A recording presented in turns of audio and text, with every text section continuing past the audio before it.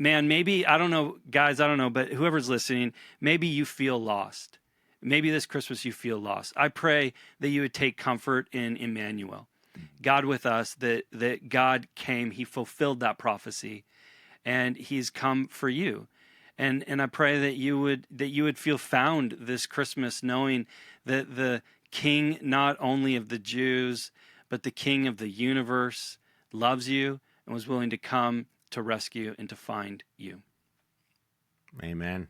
Guys out here crying. Steve, put your funny hat back on.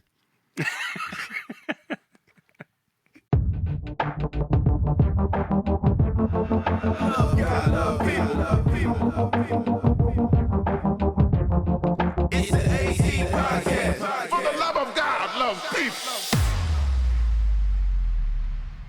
Hello, listeners, and welcome to the AC Podcast. I am here with the Quad, as you know it. We figured it makes the most sense to try and close out this year with the full team as we head into the Christmas season. Merry Christmas, gentlemen. Well, technically it'll be Christmas in about 5 days or so, but Merry Christmas. It's the Christmas season. It is the Christmas season.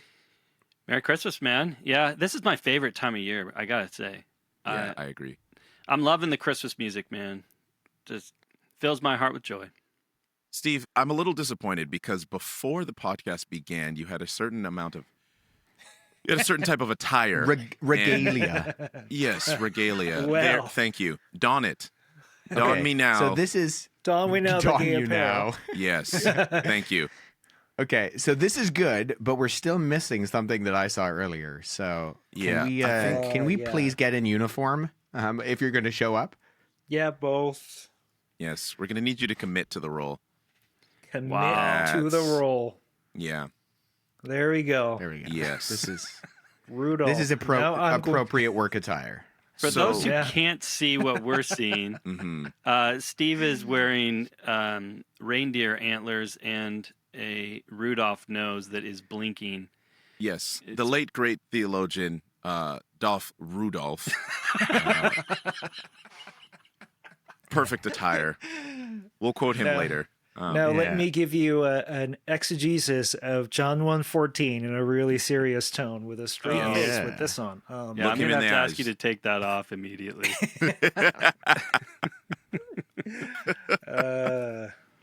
So, speaking of odd things to look at, sorry, Steve, it just is what it is. The Cybertrucks are everywhere. I want to know what you guys are, how you guys are enjoying this. All right, would you drive a Cybertruck? Would you buy a Cybertruck if the finances were there or not? I would not buy one, but if you gave me one, oh, sure, I would drive it. You know what it reminds me of? It reminds me of like Halo, The Warthog. the Warthog, but like in low graphics. Like it look Yeah. when you see a Cybertruck driving, it looks like it's in low graphics, Yeah. and which is hilarious. But you know what I actually saw? I saw one of those electric Hummers, and Yep. that thing. You think the Cybertruck is big? That thing is massive. I got to say, guys, honestly, with the Cybertruck, here's my issue. I am far too practical for such a vehicle. I mean, listen, I don't know about you guys, but I have a stainless steel refrigerator, and I can barely keep that thing clean. So the idea that I'm driving like a refrigerator around town, like, Yeah, I would You're lose not my wrong. mind. I would lose my mind. I would be like, I'm going to scratch this thing. I'm going to get it all muddy, dirty. It's going to get rusty. I can't handle it. No way would I buy one. That Cybertruck, that's what year 2000 looked like from a 1980s perspective. Yeah, that's what they thought it was going to look like. I was watching someone who I'm not sure if they were in Canada, but at bare minimum they were in the northern states, and they had snow, and he was saying, so these Cybertrucks, they're really cool, but where the lights are is super impractical, because if you look at the front of the Cybertruck, it's got that long open strip. The lights are actually on like a shelf underneath that section, and he was like, it's basically a shovel, and all the snow packs into there and covers the headlights. And so he's like, clearly these weren't designed to be in places with snow at all. And I said, sir, you're in a place with snow and you decided I should buy a Cybertruck. First of all, that's your fault. Second of all, Like, what were you thinking? This thing is purely electrical. If you were to try and take that to Winnipeg, by that Manitoba, that -40 weather, good luck. Good luck. I mean, those tires are pretty darn big. They could get you through something if you needed to. if the whole giant battery that car is does not die in -40. Everything dies in -40, man. Everything. Doesn't matter. All right, well, jumping into today's episode, we're having a conversation about why do we need Jesus? This whole conversation about the incarnation. Now, that may seem like a very simplified answer, but I think there's definitely levels to it. There's definitely conversations around it, because I think some people, right off the top, when you start talking about Jesus and the importance of him, I've actually met people who go to church, are professing Christians, but actually wrestle with the person of Jesus, and actually it's easier for them to just think about God. Like, why isn't God just enough? Why do we need Jesus? And so there's definitely a conversation to be had there. Well, it's a little bit more than that too. We're asking, why do we need baby Jesus? Mm-hmm. Which is unique in itself. That, even think about this, guys, of other religious traditions that you're familiar with. How many of them does the birth and this idea of the child of that religious leader is as significant as it is in Christianity? Mm-hmm. Usually when I hear of, ancient Greco-Roman gods, for example, taking on human form, I mean, they come more or less as fully grown men, and they just do whatever they want for their own pleasures, and then they leave. But I don't ever remember. I think now that you mention it, Andy, I don't ever recall seeing any gods or important religious figures kind of going through that whole process, maybe with the exception of Buddhism, but then we don't really know what really happened with the birth of Gautama Buddha or anything like that. So yeah, this is a bit of a unique situation here that we have in Christianity. The theological term that's often used to describe this is condescension. And I always think that's a funny one, because, if you're just talking to someone random on the street and you were to talk about being condescending, you wouldn't be talking about humility. You'd be talking about, like, it's a negative, right? It holds a negative connotation. But if you think about it, con meaning with, and to descend, to come down, right? God comes down. But I think we can almost take that negative connotation and see how the world would kind of view that idea, and why you don't see it in other religions, because it sounds like it's beneath God to do something like we see done in the Christmas story. You hear that often, that kind of objection often from our Muslim friends. Why would God, the Almighty God, come down in human form? Like, why would he do that? It's so beneath him, right? And so this is something that a lot of Christians kind of take for granted. Yeah, well, Jesus is God. He's God in flesh. But it's actually pretty scandalous in the view of many. Well, so one of the things that we could say then is, why do we need baby Jesus? Well, from a Christian perspective, we could say fundamentally, baby Jesus is demonstrating for you the humility of God and the depths of God's love for you, to be willing in his humility to come to, as Wes, as you're saying, to come down, this idea of Immanuel, God with us, that should cause you, to really to celebrate at Christmas time. In that, I don't know if you guys have ever thought about this, but God can either be the most terrifying idea or the most incredible idea. Yes. Do you know what I'm saying? Yeah, I would say it's both, right? It's an unfortunate person to quote, but I've heard the quote is like, the good news is God is here, the bad news is God is here. And it entirely depends on your perspective. And I think there's obviously some merit to that statement. But Well, it depends upon who God is. Right. Because if, like, for example, okay, God is that which none greater can be conceived, right? Like, God is the most powerful. God is the creator of the universe. And as you look at the universe is humongous. It's terrifyingly large. There's times in my life that I've been like, Lord, could you maybe have made it a little smaller? Because, I find the universe in its size terrifying. Then the idea that God could create that is even more terrifying. So God is in one sense terrifying in his power, And if that God is malevolent, like if that God isn't good, then that is a truly terrifying thought. And this idea of eternity or eternal life, again, could either be an incredibly amazing idea or an incredibly terrifying idea. But for me, I really celebrate Christmas because we're saying the creator of the heavens and the earth, the one who is all powerful, is also all loving and demonstrates the nature of who he is in the incarnation, that he's humble. And that he's only outmatched by his grandeur, by his love. Yeah. And I think there's something relatable about the Christmas story. Like, we often hear it so much that we forget that aspect that you just highlighted, Andy, in the sense that, like, Mary and her little family, they're not dealing with like political turmoil or war in Ukraine or Gaza and Israel or whatever. But there's a lot going on. I mean, the emperor is flexing his despotic muscles in this worldwide census, and which is designed to extract more taxes and tighten his grip on his, like, the vassal states in Rome. And then you have Herod the Great, who's killing children out of paranoia. And there's just so much going on. Not to mention Mary's unplanned pregnancy, right? Like, we often skip over that. And now they're traveling 120 kilometers from Nazareth to Bethlehem. And there's just so much going on. And then they get there, and guess what?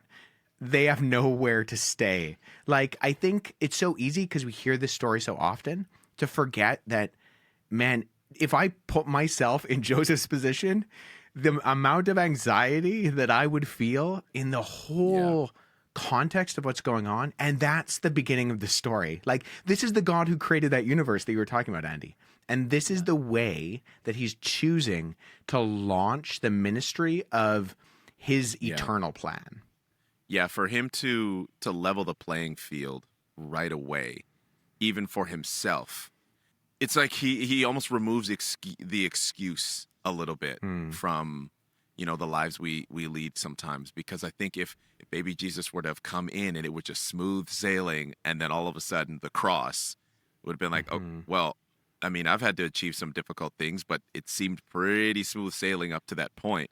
But I mean, from the moment his existence was prophesied, people were waiting. People were, there was, like creation to a certain degree is standing on tiptoe, just waiting the arrival of this coming king, for better or for worse. Yeah. And if I may just take a step back from that and look at the bigger picture too. I mean, Wes, you brought up the word relatable earlier, and I think that's really apt because, I mean, Andy described God for us in so many words, right? This terrifying, huge being, like huge, not in terms of size, obviously, but in terms of power and his grandeur. And just, I mean, you kind of feel that, I would say, healthy fear when you're around a big fire. Yeah, right. reverence. It's kind of like that, right? So then here's the question: like, how do we, as limited, finite, tiny human beings, relate to a being like that? Like, how can our minds wrap around this being? Right. In fact, this is the kind of being who, when Moses asked, "Show me your glory," he warned him and said, "If I show you my full glory, you're going to die." It's over. So I'm just going to show you my back as I'm passing by. Right. So how do we relate to a God like that? How do we see him face to face? Right. And I think that's where the incarnation, it's just so amazing. Here is God in flesh, and I can actually see him face to face without dying. Right. And I can actually relate to him, and he has condescended to us to relate to us. I think this is, maybe I'm just getting too far ahead already, but that's I don't think amazing. you are. I don't think you are, Steve. And I think, like, the grandeur of the bigness of God that you just described means that he was completely within his right to ride in on the clouds of heaven. Yep. Right? Like, at the very moment that Augustus is making decrees as the ruler of the known world and Herod is seething in his palace, God could have entered stage right on the clouds in power and dominance and strength and might, all of the right that he has. But how does he choose to do it? He chooses to do it in humility. Yeah. And I think like that's the flipping of the script that really makes the gospel message so different than all of the other religions that you see in the ancient or in the modern world. It is interesting as well that this isn't what they wanted either. They wanted the clouds of heaven moment, right? They Yeah, good point. wanted the God of power to come in power. But God comes in humility. He comes as in weakness, as a baby, as this child, and is ultimately going to demonstrate his power. That, to me, this is something I've just been dwelling a lot on this Christmas, guys. As I've been reading in particularly I've been reading through the Old Testament, and this theme of the hardness of the human heart comes up over and over again. And God's saying, I need to break that hardened heart. I need to exchange it, that heart of stone, breaking that heart of stone for a heart of flesh, right? And then ultimately, as he prophesied in Ezekiel, that this is going to come with his spirit, God's spirit.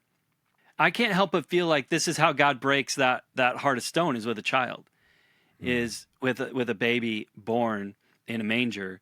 And that, as you're saying, Steve, that we can see the grandeur of God Almighty in the person of Jesus and in his life and in his death and ultimately in his resurrection, that is going to quite literally change the course of human history. And all of that is subverting the expectations, right? Like for him to live as a carpenter's son, for him to be merely a traveling rabbi, for him to, I mean, obviously he's not merely a traveling rabbi, but you know what I'm saying? And for him to then be betrayed and crucified, like, I think there's an aspect of, sure, these things are foretold in the scriptures. The whole song, Mary, Did You Know? Like, Mary maybe should have known, but I don't think anybody... There you go. Try is the answer. The song is... we can no longer sing it anymore because we know the answer. But... And you see that, right? When Jesus on the road to Emmaus, when he opens the eyes of those individuals and to show where all of the law, all of the prophets are pointing to him. And so it's not that it's not there, but it's that I think people understanding who God is, right? The creator of the universe, the Lord of creation, I think they just weren't expecting God to, which God often does, right? He does things in the way that we don't expect it. And he flips that script. And Jesus' entire life is a testimony of that. I wonder, just as we've been talking here, because we've touched on it a few times in the relatability of Jesus coming into the world like us, but is that an accurate way to describe the incarnation as, it made Jesus relatable? You know what I mean? Like it almost feels to me like it cheapens it a little bit. Like he didn't just come in flesh just so that we could, oh, he's just like me, right? Like there's a whole campaign, like he gets us. And I'm like, hold on now. Like this is still the God of the universe. Yeah.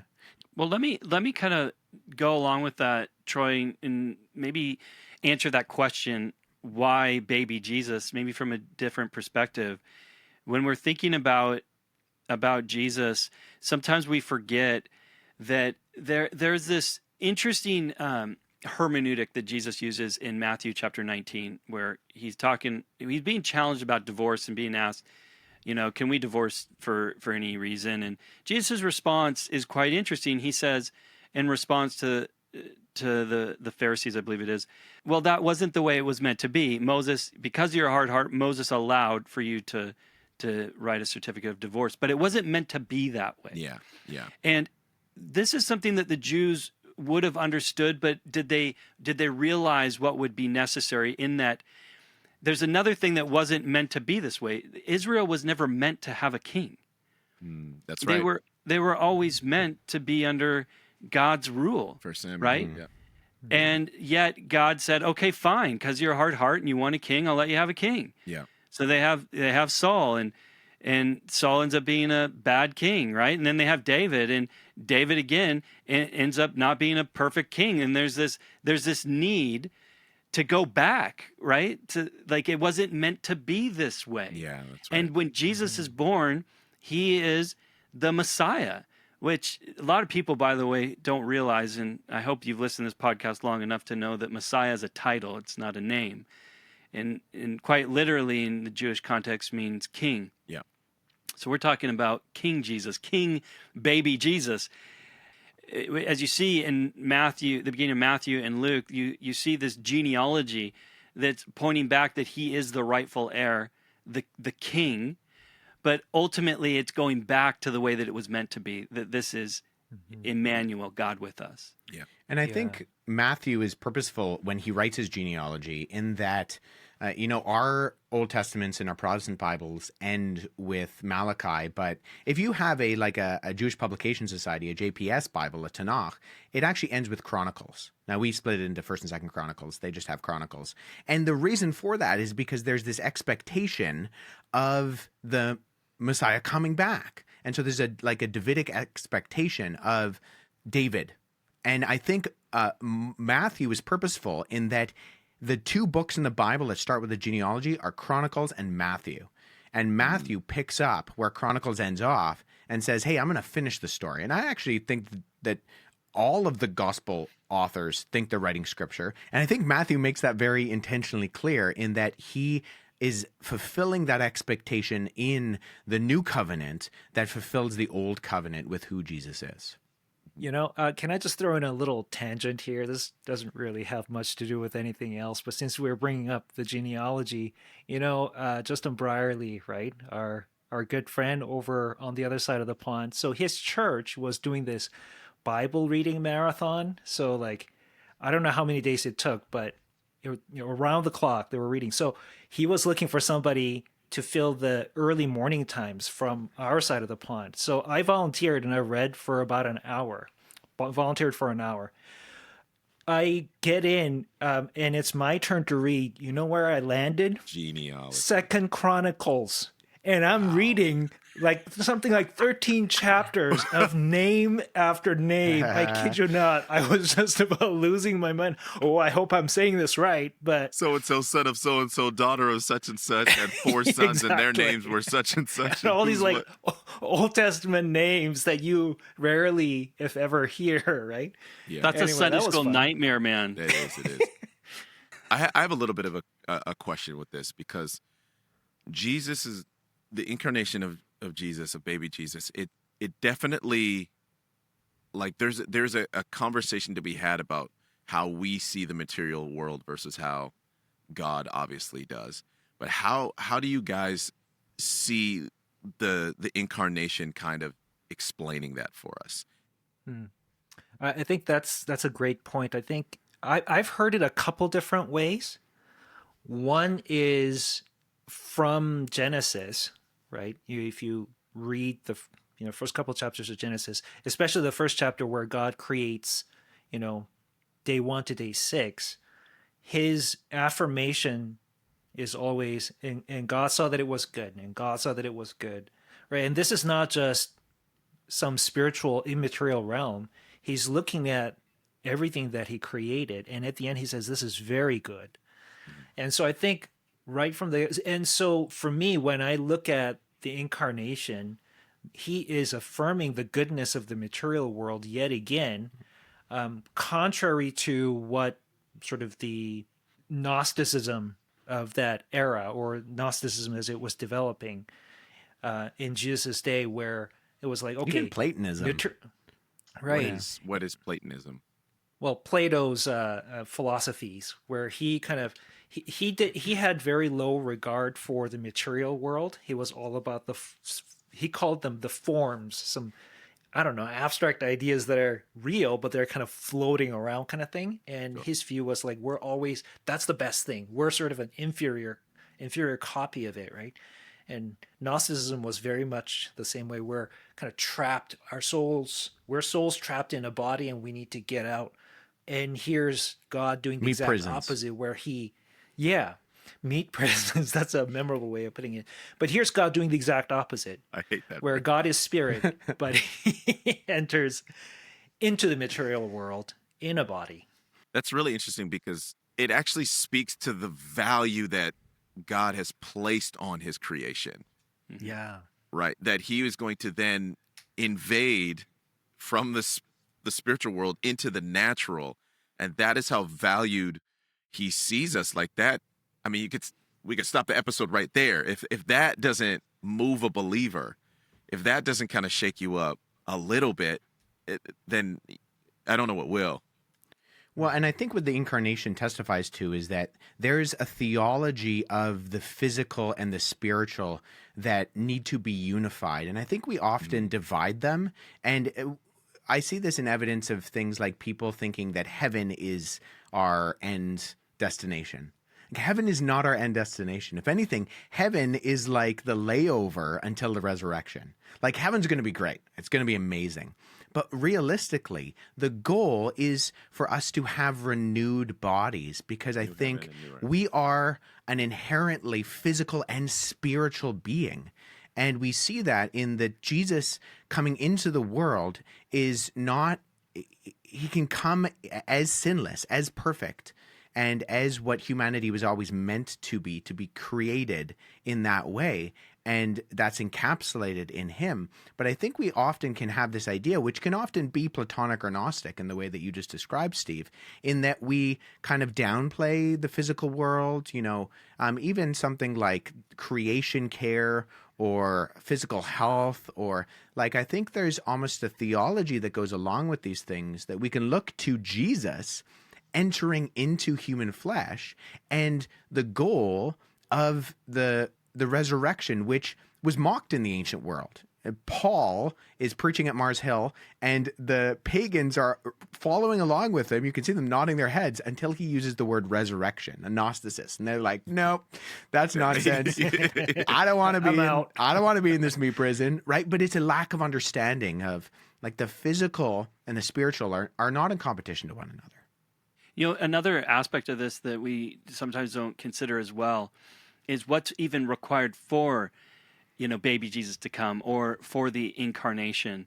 And by that, I mean, if you were to imagine, a human to become a dog or something like that, so I can go save my dog, Wilson, as an example. I mean, we are so drastically different from these other creatures, if you will. There needed to be a level of connection. And I think it's interesting that we have been made in the image and likeness of God. Yeah. In other words, we've been created in such a way that we can have relationship with God, and we've been created in such a way that God can become one of us, which again has this really interesting effect of elevating the value of human life. Yeah. One way that you could put this, just to put a theological spin on it, is that if we have been created in the image of God, it means that the most valuable view that we have is our view of God, because our view of God informs our view of ourselves. Yes. The higher my view of God, then the higher my view of people. So it's interesting that we, from a Christian perspective, have a high view of God, and thus we have a high view of people. And that high view of God is interesting because God has a high view of us in his willingness to become one of us, in his desire to bring us back into right relationship with himself. Yeah, there's a whole conversation of human dignity in the midst of this, and how the value of a person. I mean, you constantly hear us talk about like dehumanization at AC, right? And what it means to really love one another. I mean, it's not just because it sounds cool for us to say love God and love people, but that truly is the framework in which we are called to operate in our lives. And I think since you guys are bringing this up about human dignity, I think Christianity has this paradox, right? On the one hand, humanity we have this dignity. In a sense, we're godlike because we're created in his image. But on the other hand, because of that human dignity, when we're treating one another, we need to do that with humility. And I think what we're seeing here is this theme coming up of, well, this actually, what you're talking about is actually impacting the way we should live as disciples of Jesus. because he set the tone, he set the path for us. So here's God come down in flesh as a helpless babe, right? And he humbled himself in that way, and we should do that too. In fact, I'm reminded of, have you guys ever been to the Church of the Nativity in Bethlehem? And I know, Andy, you Yes, I have. have. Yeah. Is that on the way to Abbotsford? Yeah. No, I It's haven't. actually it's in closer to Palestinian Surrey. territory. It's Zach closer to Balser Surrey. No, I have never been. Yeah. So, Andy, you remember that church, what the entrance looks like, right? Like, I don't know if you remember that, but if Yep. you actually go to the entrance is about 3 feet tall, about a meter tall. So when you go into the Church of the Nativity, you actually have to stoop down. You can't walk in straight with your back straight up kind of thing. You have to stoop down to go in. Now, apparently it served some practical purposes where, it kept out raiders coming on camelbacks and stealing stuff from the church. But the theological meaning behind that was God humbled himself and came to us, and so should you. When you come into his presence, lower yourself to come into this church. We see that humility aspect in both Jesus's birth and in his death, right? Like I think I said on one of our Christmas podcasts in a previous year that we often lose the connotation of the stable because we have the nice, what are they called? Where we have the little figures. It's Nativity a nativity scene. scene. Is that what it's called? Nativity Okay. scene, yeah. And it, or the Christmas cards, it just looks, I mean, no Christmas cards this year. Thank you, Canada Post. But Boo! Sorry, I don't want to get us flagged. yeah. So, but we often like dress it up. Whereas realistically, and I've said this previously in previous podcasts, is that the connotation that it would have had in that day for being in an animal stable is the equivalent of being in like a public porta potty, where it's not, it's meant to evoke a little bit of that's kind of gross.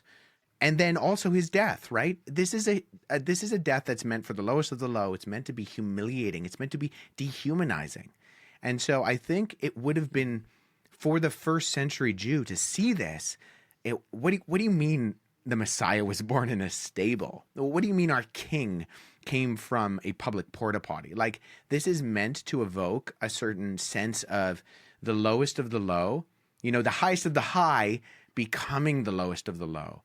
But the question is not, well, why did God do that? It's, what does that then tell us about who God is and who we should be? Yeah.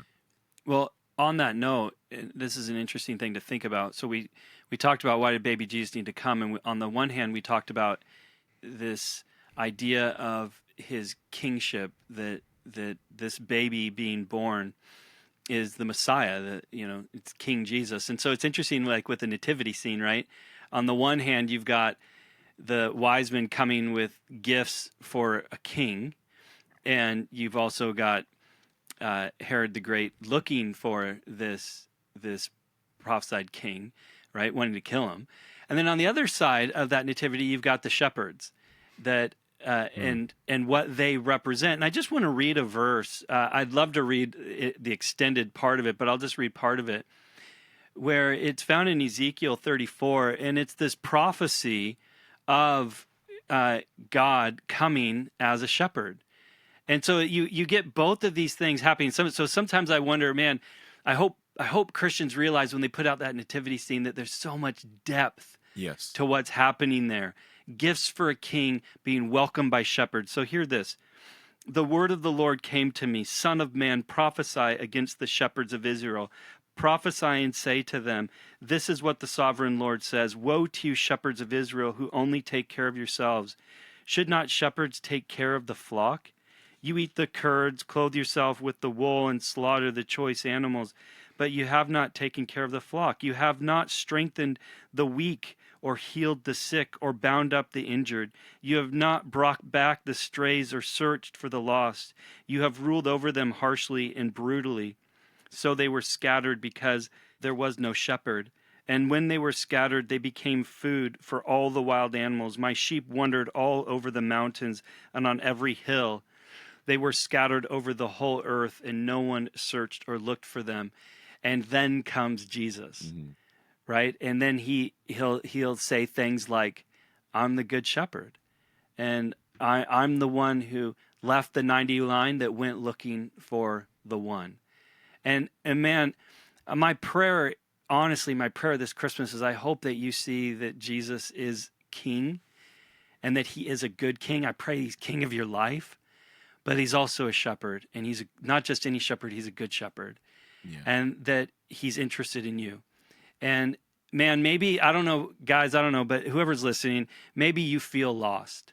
Maybe this Christmas you feel lost. I pray that you would take comfort in Immanuel, God with us, that God came, he fulfilled that prophecy, and he's come for you. And I pray that you would feel found this Christmas, knowing that the King, not only of the Jews, but the King of the universe, loves you and was willing to come to rescue and to find you. Amen.